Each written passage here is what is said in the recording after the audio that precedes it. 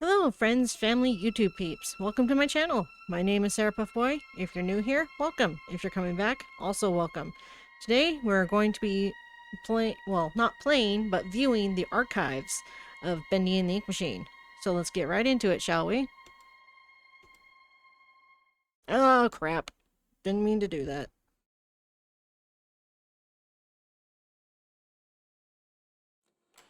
No! This is not the video yet. Oh. I need the archives. There we go.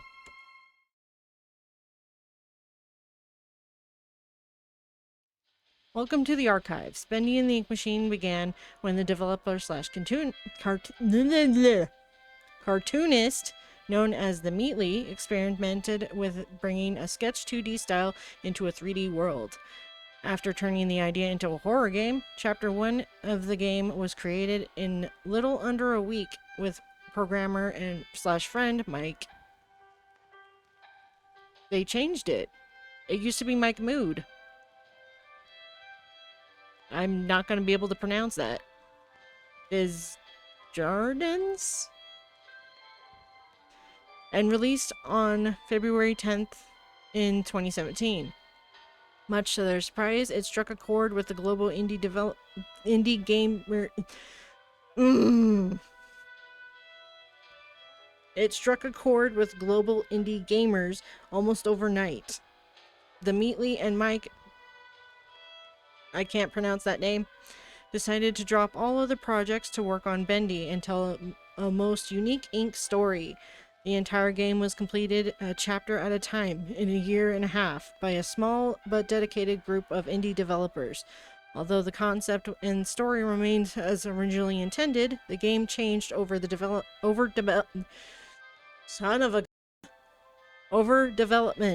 as characters and models were refined from their earlier thrown together versions. This archive is a peek behind the scenes at that process.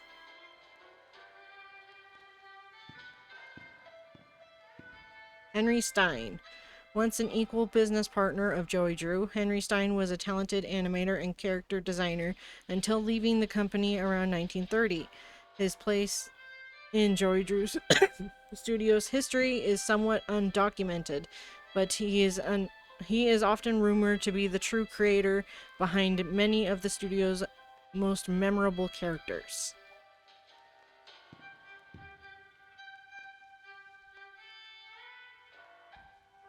Yes, I belong here. Original Ink Machine. Before a major visual upgrade, this version of the Ink Machine was the one used in the game. Much of this machine's iconic fan-loved design was translated into the final version.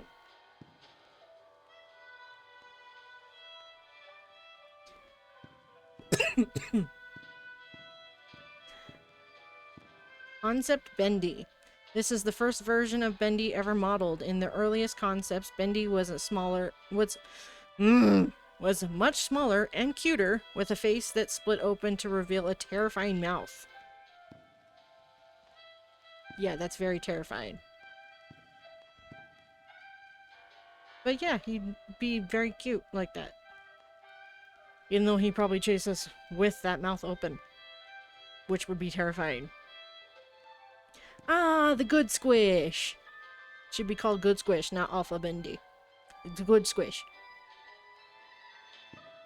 This is the original game-used design of Ink Bendy from the earliest version of Chapter 1. It is jokingly referred to as bird poop with a smile among the development team. That's just rude! Why would you call him bird poop with a smile? How dare you? Ah, chubby Inky. That should be called Chubby Inky, not Beta Bendy.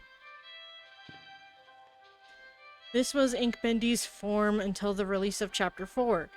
At that time, the game received a major visual upgrade, and the title character got a new model as well. No comment. Ah, skinny Inky. Ink Bendy. Ink Bendy as we know him today, although similar to Beta Bendy, except he's skinnier, not chubby. This upgraded version was remodeled enhanced with a higher polygon count and given new ink effects. Like the aura? Yeah. And those who are questioning why I call him Chubby Inky, this part is why. He's a lot chubbier. Whereas Skinny Inky, he has no belly. He's skinny.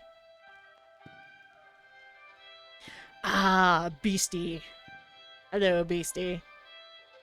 Ink Bendy's horrific final form in Chapter 5 pulled away the cartoon facade and revealed the demon within. Skinny legs. Very skinny legs. He's got dangle legs. Beta Searcher. Early in development, with just a few weeks to create Chapter 2, the Beta Searchers were designed in record time before being fully retooled later on. They were the first fighting enemies encountered in the game.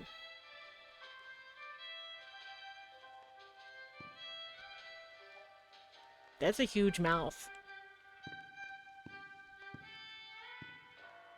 Final Searcher. The Final Searchers were far more robust in appearance.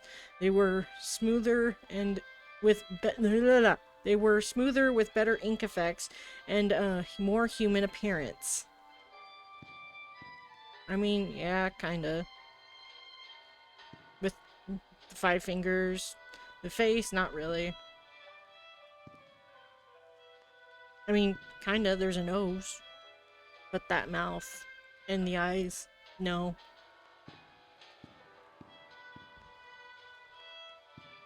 Beta Sammy. Also known as Glorified Searcher. With his first appearance in Chapter 2, fan favorite Sammy Lawrence became a terrifyingly entertaining character. Not really.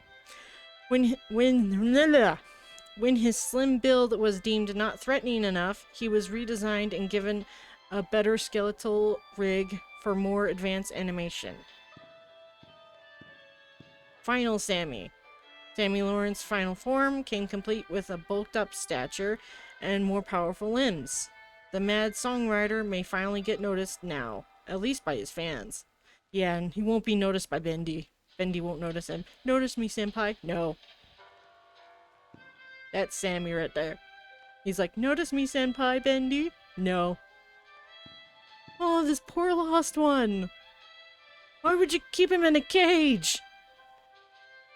Or her, whatever gender this lost one is. Still, why would you keep it in a cage? A glass cage. Why? Ah. Bitch. Your thumb is still stuck in your hip. Why is it still stuck in your hip?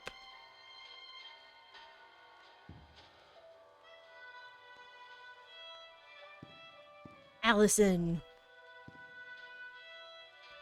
You look ready for a fight. Your hair is covering your eyes. Right there. Your hair is covering your eyes. How can you see? Tom. Asshole. Beta Boris. Papa. I don't like that name. It's a good thing they changed it. Was the original name of the character that eventually became Boris the Wolf. This early version was released with Chapter 1. He was quickly refined into the Boris we know today with the release of Chapter 2.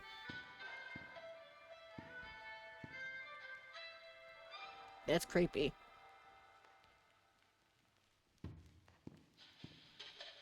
Boris the Wolf. Boris the Wolf, a friend to the end, was designed using various references from cartoons of the 1920s, a blend of West Coast and East Coast animation styles. This silent and supportive wolf won over the hearts of many. Not me, though, because he's a pain in the butt.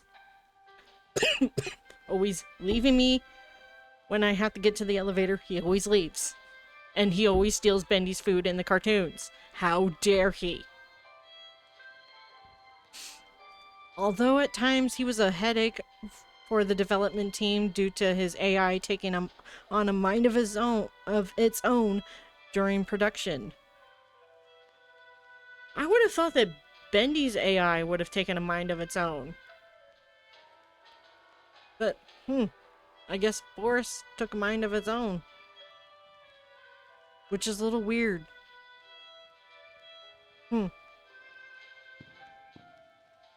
Brute Boris, Alice Angel's monstrosity. Brute Boris was one of the biggest surprises of Chapter 4. His design was roughly based on the Frankenstein monster, but with a more unfinished appearance. Alice took parts from within him and substituted things that his body is rapidly rejecting.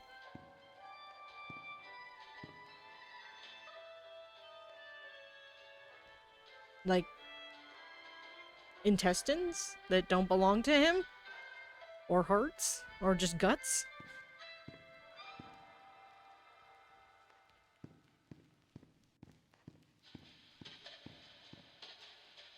Ah, it says Butcher Gang, not the crippled ones. Striker. Piper. Fisher. You ugly fuck. The Piper, Striker, and Fisher make up the dreaded Butcher Gang. Interestingly, the ink corrupted versions of the characters were designed first, and then were reversed engineered back into their more family-friendly cartoon forms. I still like Striker better, even though he's a spooter. That's what I call spiders. I call them spooters. But yeah, he's a lot better looking. Like, cuter, I mean. Bertram Piedmont. Also known as just your head. I wonder... Can I get on top of the ink machine? I don't know if I can.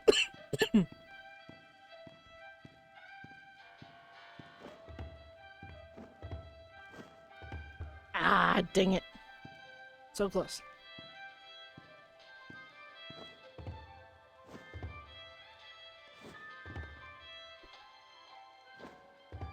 Oh, nope, nope, nope. Come on. Come on.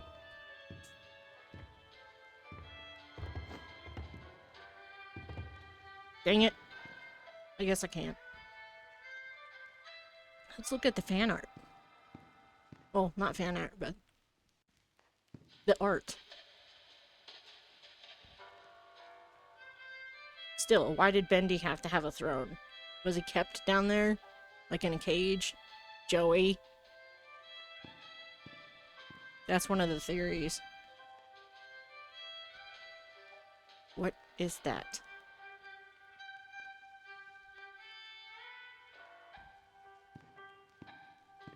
Allison? Bitch? Lost one? Fisher? Striker? Piper? Sammy? Hello, Beastie. That ginormous hand? Beastie?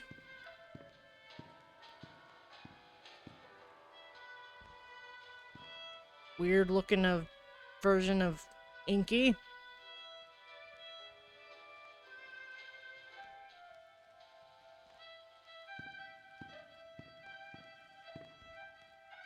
Eh. And there we have it. The archives. Thank you for joining me on this video. If you enjoyed the video, please like and subscribe for more videos like this one. And I'll see you in the next video. See you later.